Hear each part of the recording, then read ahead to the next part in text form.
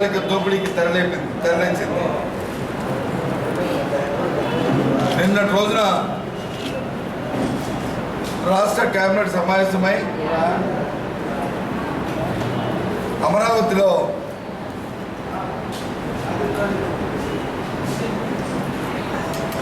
Development ప్రాజెక్ట్కి సంబంధించి switch ఛాలెంజ్కి ఆమోదం తెలిపారు.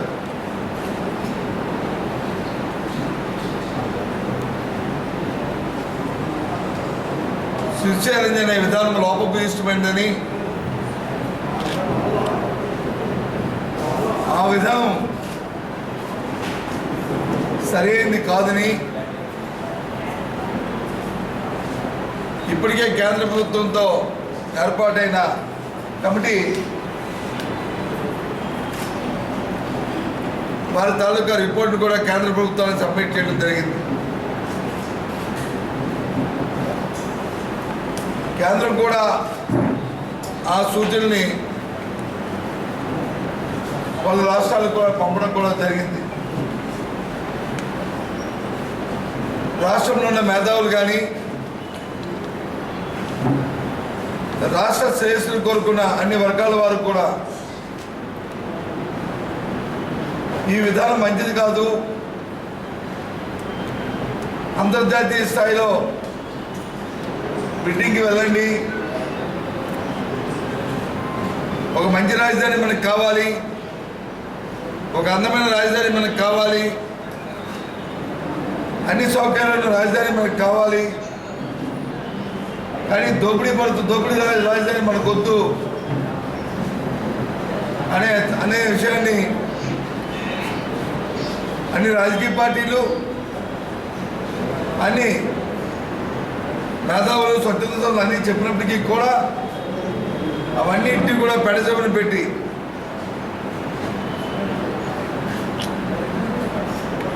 మూడు విడతలుగా అభివృద్ధి చేయవలసిన 15 సంవత్సరాలకు సంబంధించిన ఒక కాంట్రాక్ట్ని మరి సింగపూర్ కంపెనీ అయిన అసెండస్, సన్బిడ్స్, సెమ్కార్స్తో కూడుకున్న ఒక కన్సార్షియంకి ప్రభుత్వం కట్టబెట్టడం చాలా శోచనీయం. దీన్ని తీవ్రంగా మేము ఖండిస్తున్నాం, వ్యతిరేకిస్తున్నాం.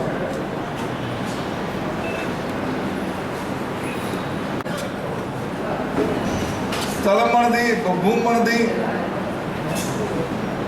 దాన్ని అభివృద్ధి చేయడానికి అవసరమైన డబ్బు సుమారు 5,700 కోట్ల రూపాయలు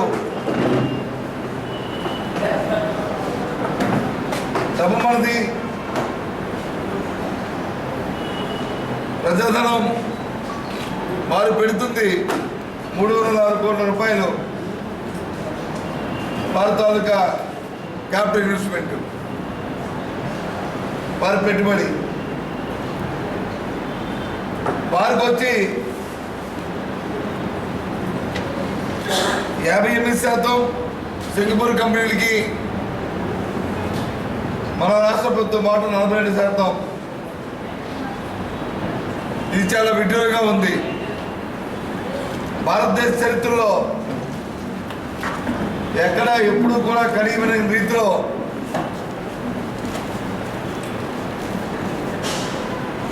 ఈ స్విచ్ ఛాలెంజ్ విధానంలో ఈ ప్రాజెక్ట్ ఇవ్వడం భారతదేశ చరిత్రలో కాదు, ప్రపంచంలో కూడా ఎక్కడా కూడా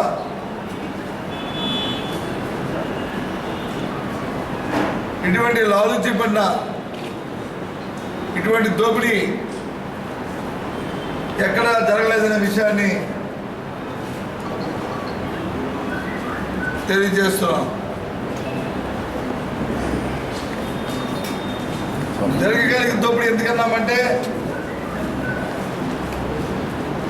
ఈ కాంట్రాక్ట్ ఈ ఒప్పందం కాల పరిమితి సుమారు 17 సంవత్సరాలు. First phase, second phase, third phase.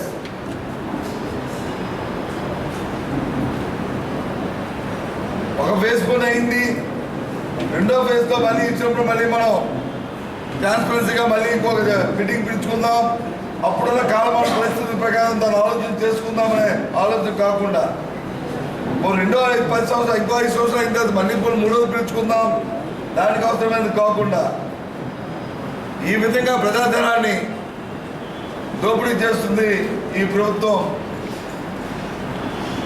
ఎవరైనా దీని మీద మాట్లాడితే ఇది తప్పని చెప్తే వారు ప్రజా వ్యతిరేకులు, అభివృద్ధికి ఆటంకపరచడానికి అభివృద్ధి నిరోధకులు అని మాట్లాడుతున్నారు. లేదు అంటే వారి మీద వచ్చి బలదరడానికి ప్రయత్నం చేస్తున్నారు.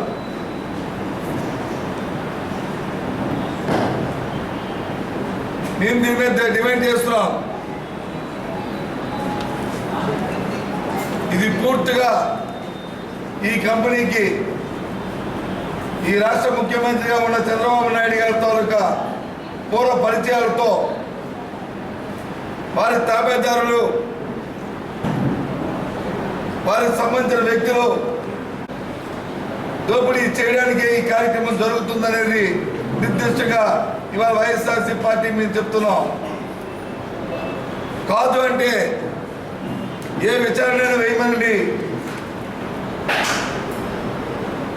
విచారణలో నిజాలు నిరూపిస్తామని చెప్తున్నాం.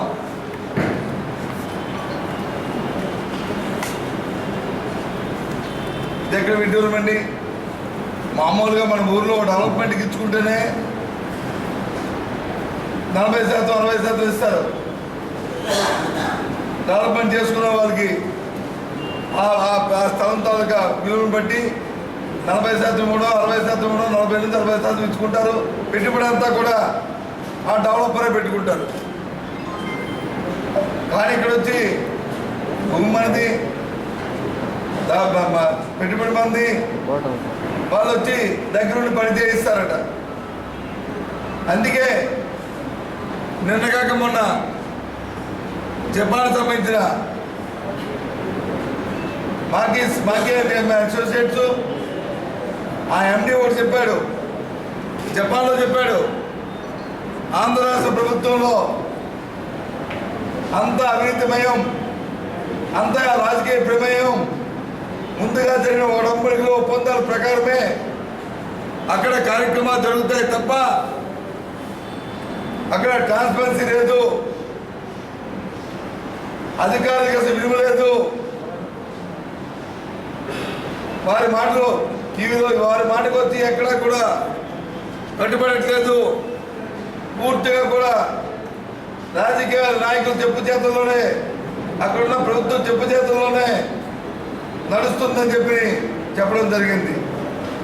అట్టహాసంగా వారికి కోర్టు నోటీస్ ఇచ్చారు. సరే, నోటీస్ ఇచ్చే లీగల్ పరంగా వారు చూస్తారు. కానీ ఆ మాట ఆ సంస్థ ఎందుకు చెప్పాల్సి వచ్చింది? ఒక అంతర్జాతీయ సంస్థ ఇటువంటి అపవాదులు మనం వేసిందంటే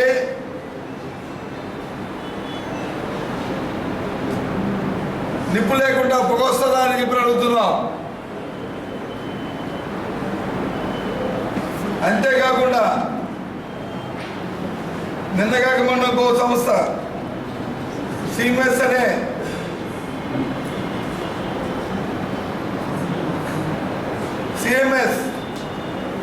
సెంటర్ ఫర్ మీడియా సర్వీసెస్ వారి తాలూకా సర్వే చేసి దేశంలో ఉన్న అన్ని రాష్ట్రాలు కూడా సర్వే చేసిన తర్వాత అవినీతిలో ఆంధ్రప్రదేశే మెండిగా ఉంది, 1-2 స్థానాల్లో ఆంధ్రప్రదేశ్ ఉన్నదని చెప్పడం ఇది వాస్తవం కాదని అడుగుతున్నాం. దీనంతరికి కూడా వ్యర్థం పడుతున్నాయి. జరుగుతున్న పరిణామాలకి వస్తున్న సర్వే పెద్దలు చెప్తున్న మాటలకి అందరికీ కూడా ఒకదానికొకటి తోడొస్తున్నాయి. దీని మీద ప్రభుత్వం సమాధానం చెప్పాల్సిన అవసరం ఉంది, ప్రజలకు వివరించుకోవాల్సిన అవసరం ఉంది.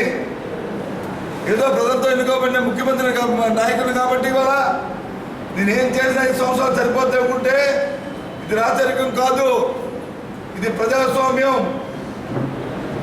చేసిన ప్రతి అవకతవకలకి, ప్రతి అవినీతి కార్యక్రమానికి, ప్రతి దోపిడీకి ప్రజలకు సమాధానం చెప్పుకోవాల్సిన రోజు వస్తుంది. అనే విషయాన్ని తెలియజేస్తున్నాం.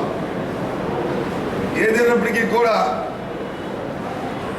మంచి రాజధాని కావాలని, సుందరమైన రాజధాని కావాలని, అందుబాటులో ఉన్న రాజధాని కావాలని, ప్రజా రాజధాని కావాలని కోరుకుంటున్నాం తప్ప ఇలాంటి దోపిడీ రాజధానికి పూర్తిగా మేము వ్యతిరేకం. ఈ దోపిడీకి వ్యతిరేకం.